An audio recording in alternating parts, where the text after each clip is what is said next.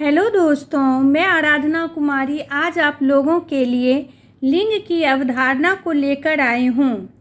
ये पेपर 6 का बहुत ही महत्वपूर्ण प्रश्न है। हमारे जीवन दर्शन में एक ही लिंग है। लिंग भेद नहीं किया गया है और अखंड सृष्टिकर्ता का ध्यान करते हुए एक लिंग की पूजा की जाती है। संपूर्ण सृष्टि में साकार तत्व शालिग्राम को मूर्ति पूजा के रूप में रखी जाती है। आदि सृष्टिकर्ता शंकर का स्वरूप ही कंकर में विराजमान है, अतः स्त्री पुरुष को अलग नहीं किया जा सकता है। सृष्टिकर्ता जगत जननी जब विचार करती हैं तब उनके दो स्वरूप दिखाई पड़ने लगते हैं, स्त्री व पुरुष के रूप में। ये दोनों ही एक दूसरे के पूरक हैं, किंतु नारी के बिना दुनिया का अस्तित्व ही नहीं है। ईश्वर ने नारी की शारीरिक रचना ही इस प्रकार की है कि संसार के भविष्य की वह स्वयं निर्मात्री हो गई। कई युग पुरुष हुए जो नारी की किसी रूप में, चाहे वह माँ, बहन, पत्नी, भाभी अथवा दाई रही हो, से प्रभावित होकर महान बने। अतः कहा जा सकता है कि युग चाहे जो भी रहा हो, संसार की तरक्की नारी के विकास पर ही आधारित है। नारी स्वयं सृष्टा है, वह सार्वभौमिक सत्य है, परंतु मात्र सृष्टा होना ही उनका संपूर्ण परिचय नहीं है। वह सृष्टि के स्वरूप को अपने गर्भ में आधार देती हैं। वो उनकी रचना के पश्चात उसे पालन पोषण का उत्तरदायित्व भी वहन करती है। यही नहीं, उस सृष्टि रूप भी यह जननी है। धर्म ग्रंथों में इस तथ्य का स्पष्ट उल्लेख मिलता है कि गर्भवती नारी किशोर सुगठित, बुद्धिमान व संस्कारशील आदि गुणों से युक्त शिशु की कामना हेतु जननी की इस अवधि में विशेष देखभाल की जाती है। सामाजिक लिंग का आशय। पुल्लिंग तथा स्त्रीलिंग के सामाजिक तथा सांस्कृतिक आधार पर लिंग की विचारधारा का तात्पर्य यह है कि संपूर्ण विश्व में महिलाएं उत्पादन के मामलों के संबंध में निरंतर और लाभकारी स्थिति में रही है। उनको प्राणिशास्त्रीय सिद्धांतों के आधार पर संतान की उत्पन्न करने का यंत्र अथवा उपकरण स्वीकार किया गया है। स्त्री और पुरुष में श्रम तथा संसाधनों के स्वामित्व के विषय में न केवल मतभेद पाया जाता है, अपितु साथ ही साथ सेवाओं के प्रयोग करने के विषय में भी पर्याप्त विभेद देखने को मिलता है। लिंग विभेद वर्तमान समय में जीवन का सार्वभौमिक तत्व बन गया है। विश्व के अनेक समाजों में, विशेषकर विकासशील देशों में, महिलाओं के साथ समाज में प्रचलित विभिन्न कानूनों, रूढ़िगत नियमों के आधार पर विभेद किया जाता है तथा उनको पुरुष के समान राजनीतिक तथा सामाजिक अधिकारों से वंचित किया जाता है। सामाजिक लिंग की परिभाषा एवं व्याख्या। फेमिनिस्ट विद्वानों के अनुसार सामाजिक लिंग को स्त्री पुरुष विभेद के सामाजिक संगठन अथवा स्त्री पुरुष के मध्य असमान संबंधों की व्यवस्था के रूप में परिभाषित किया जा सकता है। सुप्रसिद्ध विचारक पेपनेक के अनुसार सामाजिक लिंग स्त्री तथा पुरुष से संबंधित हैं, जो स्त्री पुरुष की भूमिकाओं को सांस्कृतिक आधार पर परिभाषित करने का प्रयास करता है एवं स्त्री पुरुष के विशेषाधिकारों से संबंधित है। सांस्कृतिक तथा ऐतिहासिक आधार पर लिंग सामान्यतया शक्ति संबंधों का कार्य तथा असमानता का सामाजिक संगठन है। मनुष्य की विशिष्ट स्थिति का निर्धारण करने में सामाजिक संरचना महत्वपूर्ण भूमिका अदा करती है। प्राणी शास्त्रीय स्थिति मनुष्य को नर और मादा के रूप में रूपायित करती है, किंतु उसे पुरुष और स्त्री में विभाजित करने के कारक अन्य हैं।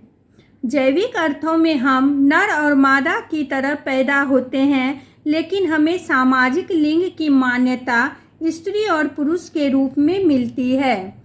भारत में पितृसत्तात्मक एवं रूढ़िवादिता प्रचलित होने के कारण महिलाओं के साथ प्रत्येक क्षेत्र में असमानतापूर्ण व्यवहार किया जाता है।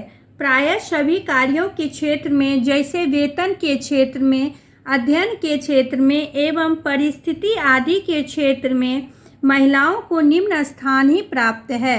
समाज में महिलाओं के पास कोई शक्ति नहीं है।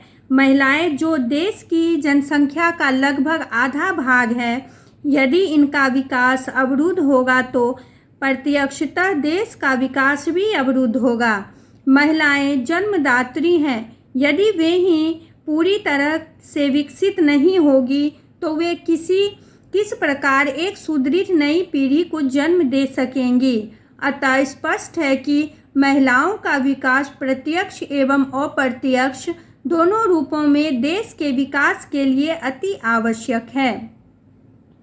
आधुनिक युग में लिंग संबंधी विभिन्न अध्ययनों द्वारा समाज में व्याप्त असमानता को कम अथवा समाप्त करने का एक साहित्यिक प्रयास किया जा रहा है, जिसमें एक संतुलित समाज की स्थापना की जा सके तथा देश के सभी नागरिक स्त्री पुरुष दोनों स्वतंत्र रूप से देश के विकास में अपनी भागीदारी निभा सके। लिंग बनाम जीव विज्ञान। परिवार एवं समाज में लिंगों के बीच स्थित शारीरिक एवं जैविक अंतर सार्वभौमिक है। वस्तुतः इस अंतर का आधार प्रमुख जननांगों की बनावट में निहित है। यही नहीं, स्त्री पुरुष में लंबाई, चौड़ाई, आकार, प्रकार, वक्ष स्थलों में अंतर, शरीर में बालों की भिन्नता आदि अंतर भी प्रत्यक्ष रूप में देखे जा सकते हैं। इससे दोनों में ये अंतर प्रायः सार्वभौमिक एवं सार्वकालिक माने गए हैं।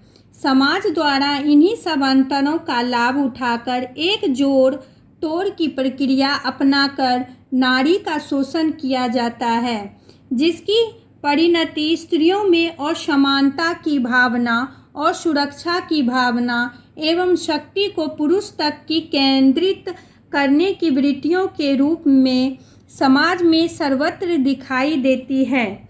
स्त्री की जैविक स्थिति पर विचार करते हुए हम पाते हैं कि स्त्री और पुरुष का शरीर लैंगिक अंतर को सीमित करता है, किंतु यह अंतर उनके कार्यकलापों को कितना और किस प्रकार से भिन्न करता है, निरंतर शोध का विषय रहा है। लैंगिक गुणसूत्रों की भूमिका। स्त्री की जैविक संरचना दो आधारभूत कोशों से होती है, वहीं पुरुष की एक कोश से, जिसके परिणाम रोजमर्रा की जिंदगी में देखे जा सकते हैं। मनुष्य के शरीर की कोशिकाओं में 23 जोड़े गुणसूत्रों के साथ ही एक जोड़ी XX, जो इनके जैसी ही दिखती है, लिंग का निर्धारण करती है। यह स्त्री लिंग की सुनिश्चित करती है। पुरुष के गुणों में XY गुणसूत्रों की एक जोड़ी होती है। Y गुणसूत्र की एक ऋणात्मक क्रिया है। जब Y वाला शुक्राणु एक अंडाणु को निषेचित करता है तो वह मादापन की उस मात्रा को कम कर देता है, जिसके कारण मादा भ्रूण बनता है। अपने नरत्व के साथ तब भ्रूण को कई ऐसी दुर्बलताएं उत्तराधिकारी में मिलती है जो यौन संबंध कही जाती है, क्योंकि वे सिर्फ Y गुणसूत्रों पर मिलने वाले जनों के कारण होती है। हाइपरट्राइकोसिस जैसे विचित्र विकार, जिसमें बालों की बहुतया और छाल जैसी चमड़ी होती है, वास्तव में X गुणसूत्र के एक ऐसे परिवर्तनीय जीन का परिणाम है जिसे Y गुणसूत्र दबा नहीं पाता। इसी कारण मनुष्य जाति के नरों में करीब 30 रोग ऐसे पाए जाते हैं जो स्त्री में शायद ही कभी मिलते हैं। महिलाओं में दोनों एक्स गुणसूत्र होने के कारण स्त्रियों के विकास के लिए एक ही तरह के जीन की 2 प्रतियां हो जाती है जो रोग के प्रतिरोध क्षमता बढ़ाती है। पुरुषों का सेक्स हार्मोन प्रतिरोधक क्षमता बढ़ाने के बजाय उनके लिए रोग का खतरा बढ़ाता है। इसका कारण लंदन स्थित imperial college school of medicine के शोधकर्ता महिलाओं में संक्रमण से लड़ने वाली श्वेत रक्त कणिकाओं यानी टी कोशिकाओं का उत्पादन अधिक होना मानते हैं। 1969 में अपराध स्त्रियों ने वाई गुणसूत्र के बारे में नई टिप्पणी की है, जिन्होंने पाया कि हिंसक अपराधों के दोषी कैदियों में XYY गुणसूत्र वाले पुरुषों का अनुपात बहुत ज़्यादा था। इन लोगों में मिलने वाला एक फालतू Y गुणसूत्र मानसिक क्षमता में कमी से जुड़ा लगता है। अंतःस्रावी यंत्र एवं हार्मोन की भूमिका। गुणसूत्रों के अतिरिक्त विभिन्न शारीरिक लक्षणों के विकास में पूरा अंतःस्रावी तंत्र व विभिन्न हार्मोन्स की अंतःक्रिया भी शामिल होती हैं। लंबे समय तक यह स्वीकार किया जाता है कि टेस्टोस्टेरोन और एंड्रोजन पुरुष लैंगिक गुणों की वृद्धि करता है एवं एस्ट्रोजन स्त्री लैंगिक गुणों की। टेस्टोस्टेरोन जहां पुरुषों में मैस्कुलाइन बॉडी, मोटी आवाज़, बालों का आधिक्य एवं वो शारीरिक कठोरता का कारक होता है।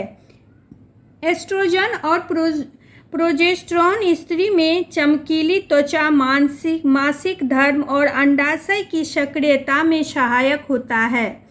स्त्रियों का सेक्स हार्मोन एस्ट्रोजन धमनियों को कड़ा होने से रोकने वाला और दिल की बीमारी की संभावना को कम करने वाला होता है। यह मस्तिष्क की भी रक्षा करता है। लैंगिक हार्मोन्स की शारीरिक व मानसिक क्षमता के व्यवहार के बीच संबंध अभी सिद्ध नहीं हो पाया है। महिलाओं के रक्त में शरीर की रक्षा प्रणालियों को मजबूत बनाने वाली इम्यूनोग्लोबिन की मात्रा ज़्यादा होती है, जबकि पुरुष के रक्त में हीमोग्लोबिन की। यह सत्य है कि पुरुष का शरीर स्त्री की तुलना में अधिक गठीला होता है। वे 10% अधिक लंबे, 20% अधिक भारी व 30% अधिक ताकतवर होते हैं। लेकिन स्त्री का शरीर की कुछ खूबियां इन विषमताओं को संतुलित करती है। स्त्रियों का शरीर थकान को ज़्यादा बर्दाश्त नहीं कर पाती है। वे बिना थके लंबे समय तक काम कर सकती है। विश्व में जी-तोड़ शारीरिक श्रम करने वाली स्त्रियां यह साबित करती है कि पुरुषों के मुकाबले मांसपेशियों की कमी उन्हें किसी तरह पुरुषों से कमतर नहीं बनाती। आदि मानव के संदर्भ में कुछ पुरुष के शक्तिशाली होने के कारण उन्हें शिकार करने का काम संभालना पड़ा, परंतु स्त्री भी जंगलों जानवरों के भय से मुक्त कहाँ थी। यदि पुरुष का कार्य जोखिम भरा और वीरतापूर्ण था तो स्त्री भी निरापद कहाँ थी। वैसे ही जोखिम वह अपने बच्चों के साथ अकेले उठाती थी। केश व हड्डियों की प्रकृति। स्त्री और पुरुष के भेद में स्त्री के छोटे आकार के हल्के ढांचे की बात की जाती है एवं माना जाता है कि हड्डियां पुरुषों की तुलना में बच्चों जैसी होती है। स्त्रियों के विकास में यह वर्णन किसी दोष को इंगित करने की अपेक्षा ज़्यादा लचीलेपन और स्थिति के अनुरूप ढलने की क्षमता के रूप में विकासात्मक बढ़त को प्रदर्शित करता है। मस्तिष्क का आकार। वैज्ञानिक खोजों ने सिद्ध किया है कि स्त्रियों का मस्तिष्क उनके शरीर के आकार के अनुरूप ही छोटा होता है, लेकिन इनमें तंत्रिकाओं का घनत्व पुरुषों की अपेक्षा कहीं ज़्यादा होती है। 1966 में इलिनॉर मैकबॉबी के 50 वर्षों के परीक्षणों को अपनी पुस्तक the development of sex differences में लड़के और लड़कियों के संपूर्ण बुद्धि परीक्षणों में 11 परिणाम समान पाए। 3 में लड़कियां और 3 में लड़के आगे थे। बड़ी उम्र की लड़कियों के परीक्षण में अधिक निडरता पाई गई। पुरुषों का स्त्रियों से ज़्यादा बुद्धिमान होने के कारण अगर उसकी बेहतर शिक्षा है तो खुद को श्रेष्ठ मानना ऐसा ही है जैसे दोनों हाथ बंधे पुरुषों को पीटकर साहसी होने का दावा करना। हम लिंगों की हीनता और श्रेष्ठता की बात नहीं कह सकते, सिर्फ अभिरुचियों और व्यक्तित्व में विशिष्ट अंतरों की बात की जा सकती है। बहुत हद तक अंतर सांस्कृतिक और अनुभवात्मक घटकों का परिणाम है। सभी मनोवैज्ञानिक अभिलक्षणों में ऐसा परस्पर व्याप्त है कि हमें स्त्रियों और पुरुषों के बारे में समूह की रूढ़ छवियों के रूप में नहीं, व्यक्तियों के तौर पर सोचना होगा। दोस्तों, आप लोगों को मेरी यह वीडियो अच्छी लगी हो तो please like, share and comments करें।